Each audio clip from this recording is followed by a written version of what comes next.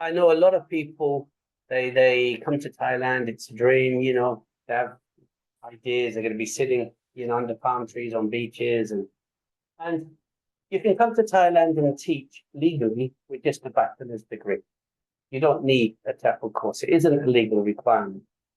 Uh, so people think, oh, okay, I'll get a TEFL. It's often a requirement of the schools. They need a TEFL course. I get one online. Online TEFL is like reading a book about teaching. It's the same as reading a book. So today I'm joined with John Quinn. He is the director of SEE TEFL up in Chiang Mai. Nice to have you on. Good to see you as well, John. All right. So today we're going to talk about getting a TEFL degree in Thailand, a TEFL certification, and also what potential teachers could look for in a program when they want to come here and take a TEFL course. And we'll get into some of the background details about what brought you to Thailand. So yeah, starting off with that, how long have you been in Thailand for, and what originally brought you here?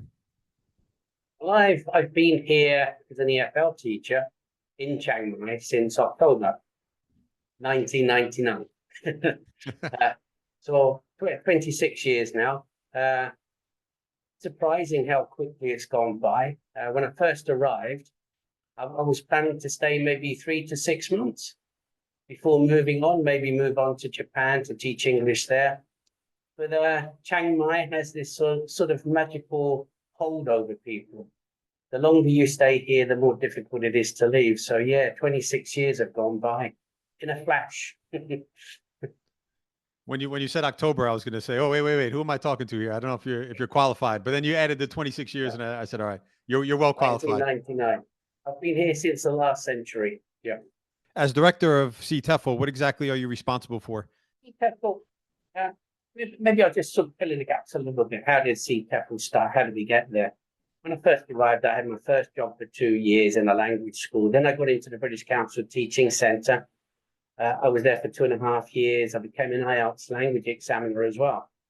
And in between jobs, I'd go traveling around Southeast Asia as well. After the British Council, I got another job as an academic director at a school. And I met my future one, Ying. He was manager of the school, an investor as well. And full name, Mulai Lam, one of the top called a Ying for short.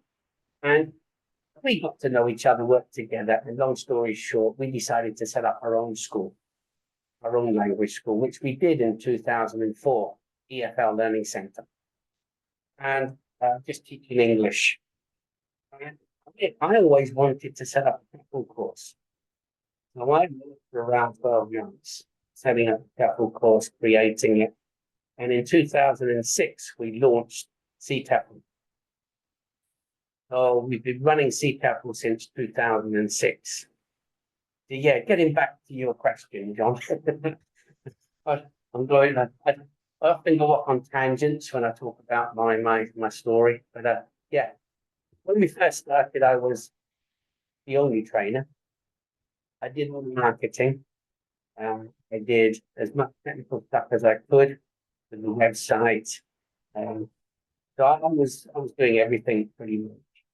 With everything, and that went on for a few years like that as we built up the business and the school and our reputation.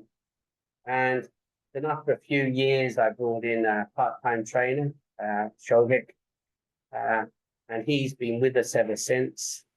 He now pretty much manages the training side, so the actual nuts and bolts of training.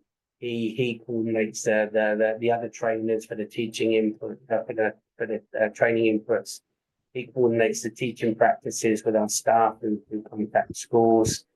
He does all of that work. He's involved with the day-to-day running of the course. When there are problems, when there are issues, he sorts it out. And I'm left to just sort of sit at my laptop, answering emails, questions, working with people who are working on the website, that kind of thing. So yeah, bit of a change for me, but far more relaxed now. So truly doing all the director tasks that somebody would have to do running a language center.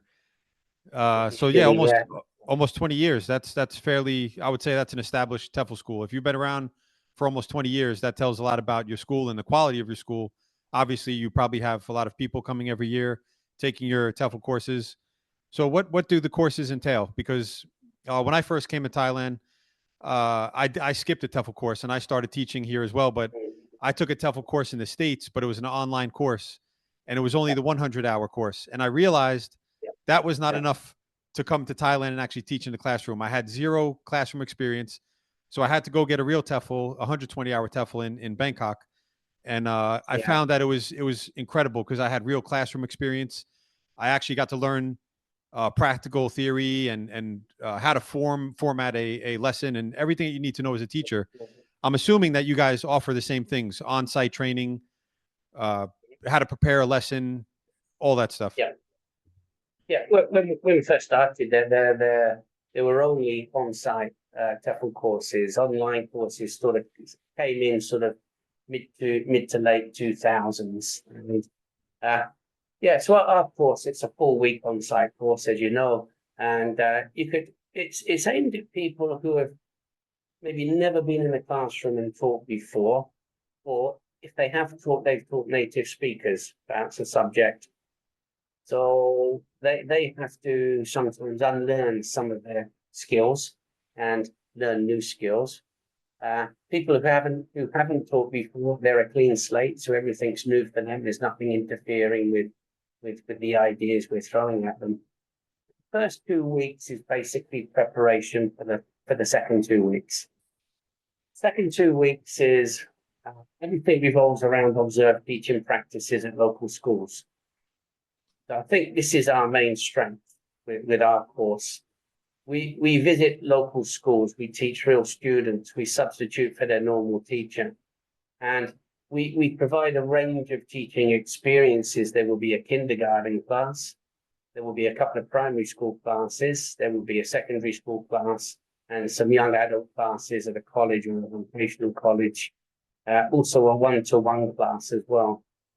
And teaching practice is set up the same way. A few days before each teaching practice, we will tell the trainees what they're going to teach, where they're going to teach, how many students, etc., their target language. We review the target language with them for that lesson. And then they have a day or two to prepare. And they're going to prepare very detailed lesson plans because that's part of the training experience. You're consolidating learning when you're writing a lesson plan. You're accounting for every moment of that lesson. You're thinking. You're not just writing down, give instructions. What are you going to give instructions? Well, you give instructions and then you write a detailed description of it. That would be the same for each teaching practice. Prepare original materials, all under our supervision in our school as they're preparing. We go to the teaching practices together. We arrange transport. We go together. We manage everything when we get there. So trainees will have their teaching practice. They'll be observed. The trained observer will sit with them in the classroom, quietly in the corner, observing them. And then when we get back to SEE TEFL, they receive generic type general feedback to the group, and then individual one-to-one feedback. And the feedback is not aimed to criticize or to find fault. It's to improve the effectiveness of the lesson. So trying to get them to reflect on that experience. They probably have been reflecting on the journey back. They knew that they'd lost the students at that point. They've been thinking about it. Why did it go wrong?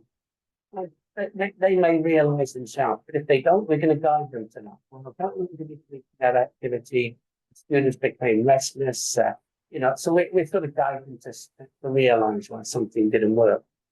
And that's where we're going with. That's where we're going with the last 2 weeks of teaching practices. To get there, we need the first 2 weeks. The first 2 weeks, they're the building block for the teaching practices. So we look at teaching skills in isolation, presenting new language in a form most accessible for initial learning, how to use the whiteboard, how to give instructions, how to manage classes. I think there's around 9 or 10 of these training inputs. We also look at the structures of their language, that what they're going to teach English. They need to understand how it's together. And as a native speaker, that can be quite overwhelming because if speakers apply the language, they know when it sounds correct, when it sounds incorrect, but why? Why does it sound incorrect? What's wrong with it? The native speakers actually often have an advantage here because they studied the language at college or school. So they're familiar with the terminology that we use as a teacher teaching EFL. Comparative adjective, nominal verb, past participle. What does all of that mean? So we become instructors of the language as well during the first 2 weeks. And the terminology we review before they actually arrive in Chiang Mai. About a month before training starts, we send out pre-arrival training materials, which is basically some videos that review the teaching methodology we're going to train them to use in Chiang Mai. Grammar terminology. So, those words, comparative adjective, superlative, participle, we need to know that language because that's the language of the teacher outside the classroom. When you're talking to other teachers, when you're reading reference books, teaching reference books, it won't say, that funny word that's, an ing on the end. It won't say that. It will say different. Guarantees exactly what that means. So yeah, they're equipped with that knowledge before they start training. So the first 2 weeks, building blocks for the last 2 weeks. So there's a couple of extra things as well during the first 2 weeks. We have some Thai lessons, 3 lessons, and equip people with a little bit of Thai, not too much, but a little bit. The main reasons for including Thai are because trainees are putting in the language classroom as a language learner, and they're being exposed to a new language, quite a challenging language, right? And they're experiencing what their future students will experience when they're teaching their English. So they can understand maybe some of the things that their future students will experience. I need to teach it to slow down a little bit. I need them to repeat that language. I need feedback on the sounds I'm making. So these lessons come from the Thai language classes, but also the last Thai class, we're using the methodology, the PPP teaching methodology, that we're training them to use to teach English. That are now on the receiving end of a PPP lesson as a language student. They can really understand how it works, how effective it is. But what do you think are the biggest mistakes that potential students or potential teachers make when they come to Thailand to teach English? What are some of the biggest mistakes that you've seen? Yeah, but to be an effective EFL teacher, you need to be trained effectively. And that means face-to-face training, practical skills acquisition, and those skills need to be consolidated through teaching practices, observed teaching practices. They need to receive feedback. And it needs to be with real students in real classroom environments. Only on-site courses can offer this. I know a lot of people, they come to Thailand, it's a dream, they have ideas, they're going to be sitting, under palm trees on beaches. And you can come to Thailand and teach legally with just a bachelor's degree. You don't need a TEFL course. It isn't a legal requirement. So people think, okay, I'll get a TEFL. It's often a requirement of the schools. They need a TEFL course. I get one online. Online TEFL is like reading a book about teaching. It's the same as reading a book. You're not going to be trained to be an effective classroom teacher if you read about teaching. People take a shortcut. It's cheap, it's quick, it's convenient. I can do it before I go to Thailand. I can do it in my part-time. And when they arrive in Thailand, they find a job. They start work on a Monday, 9 o'clock. Okay, Peter, can you go into the classroom? 4 classes today. The first one is present perfect to describe past results now. And teaching policies. What do I do? Schools looking at them thinking, well, you said you're a TEFL teacher. You should be able to do that without our support. Seen over, the 26 years I've been here that people who take shortcuts often don't last in Thailand. They go into the classroom, and either within a day or two, they're gone. It's just too overwhelming for them. They're not prepared. They don't know what to do, how to do it. They've got no idea about the differences in our cultures, how to deal with, high administration, these sorts of things. They become disheartened, disillusioned. Sometimes they go onto Facebook or Reddit and start complaining about Thailand and about their school. When I read these comments, I know exactly, you've taken a shortcut, you haven't been trained. And it's not your fault that, the students are running around, it's their fault.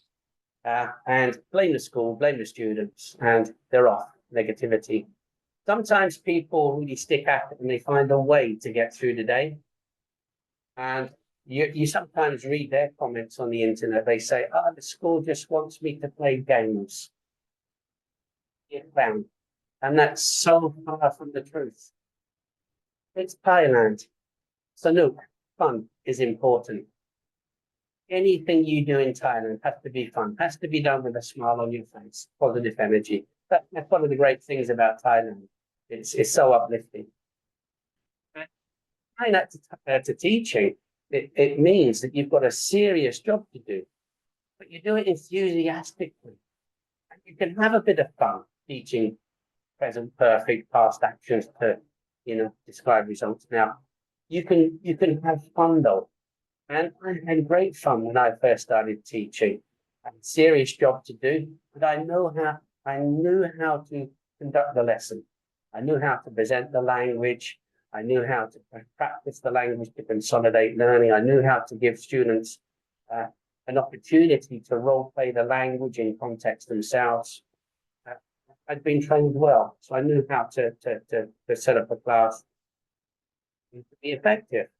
And I have to say, when you go through a 50-minute lesson, and if not all of the students couldn't use this language point, this piece of target language before you came into their classroom, but by the end they can. That's a hair on forearms standing up type experience, and you suddenly realize, well, what happened? What was that magical?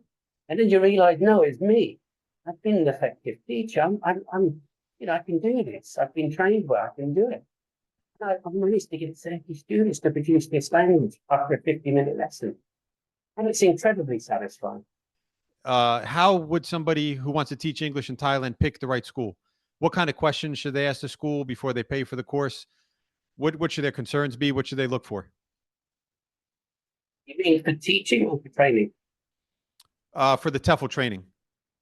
Yeah, the observed teaching practices are essential.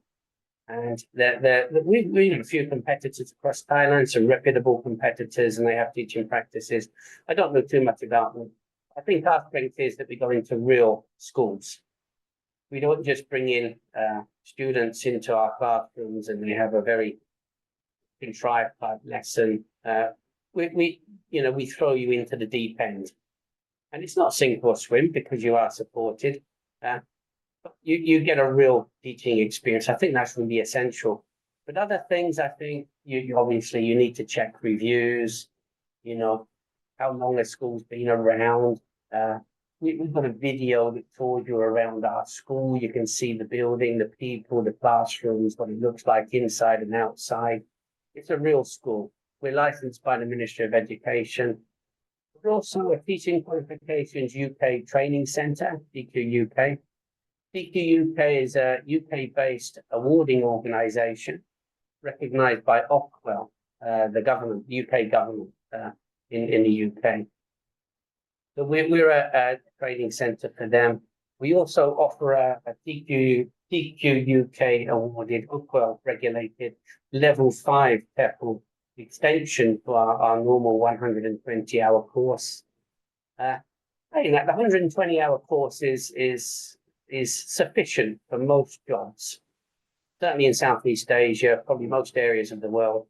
But the level 5, because it's Ockwell regulated, it will receive more recognition in Europe and definitely the UK. So if people are thinking of teaching in Europe or the UK, they should take the level 5 extension to the full week. It's not too difficult. There's information on our website. that's things they can look for. But other things, the legal side of the school. So we're licensed. We're a licensed school, Ministry of Education licensed school. Our TEFL curriculum is attached to our school license, which means your SEE TEFL certificate can be taken to the Ministry of Foreign Affairs in Chiang or Bangkok and can be authorized. It's important because a notarized TEFL certificate is needed to teach in Vietnam and China currently. So that's really important. So yeah, all of those things. Look at accreditation, how long the school's been around, try and see a video so you can get a tour of the school. Definitely Google for reviews. I'd say our reviews are pretty good. And the reviews are over a 12-month period crammed in. They're spread over pretty much from when we first opened. You know, I know some of our competitors are just 1 or 2 years old, but they've got as many, if not more, reviews than us. But you know, I'm always a bit suspicious. But yeah, Yeah, there's always ways to they manipulate the get so system many nowadays. reviews. I keep an eye on our competitors as well. I look at their social media pages, and you know, we post our training groups on our social media pages. People can see the graduation groups. They can see our trainees in the classroom. And I sometimes look at competitors' pages, and they don't post that information. And then they have about 10 Google reviews at the end of each month. What piece of advice would you give a potential teacher coming to Thailand to take a TEFL course? If you could give one really good piece of advice to that future teacher, what would it be? Keep a very open mind. You be aware that you're going to come here and your mind's going to be processing things with Western conditioning, and things are going to be will appear to be very strange at times. It doesn't mean they're bad or they're wrong. Just keep an open mind. Be flexible. Roll with things. Don't push back. As you probably know, John, in Thailand, if you start pushing back against the Thai way of doing things, you'll be defeated. You smile, roll with it, and you don't react. You just accept it as it is. There's ways of changing things, improving things. You do them very discreetly, and it's never confrontational. More suggesting ways of doing things rather than telling people what they should be doing. I think that's really important. Another really important thing is we get lots of people who they're terrified of the thought of the teaching practices or teaching in general. They really want to do this; it's their dream. They're nervous, they're anxious, and we have lost trainees before at the end of week 2, before the teaching practices, where the thought of teaching, you know, real students in a real school just overwhelms them. I always feel sad if somebody drops out. I think this was your dream, and you've allowed your mind to beat you. Because it is your mind. It's, you know, the students aren't waiting with guns and knives for you. There's nothing scary. If anybody's interested in taking your TEFL course, they can go to where's the best place to reach you? Would it be social media, the website? You can Google SEE TEFL, SEETEFL. The website is the best place. First port of call, go to the website. There's a lot of information on the website about us, about our programs. We run two TEFL programs, an internship twice a year, and our 4-week course, which is our most popular course. Most trainees take a 4-week course, which is run every month. Includes job support as well, not just training. So read through those pages. There's a lot of information. You can contact us. There's contact us buttons on the website. You can email me at info@seetefl.com, info@seetefl.com. You can find my phone number on the website and send me a WhatsApp message. Connect to me through WhatsApp. WhatsApp's great. We can have a video chat. You send me a message with a range of time, and you have a little video chat. You can ask good questions. Yeah, and check out our social media on Facebook, Instagram. You know, we put up maybe 3 posts every course. You can see our trainees. You can see them in the training room, in the classroom teaching, and of course the graduation photos last day of training. Okay. All right. Excellent. And I do appreciate the time. So yeah, thanks again for joining us.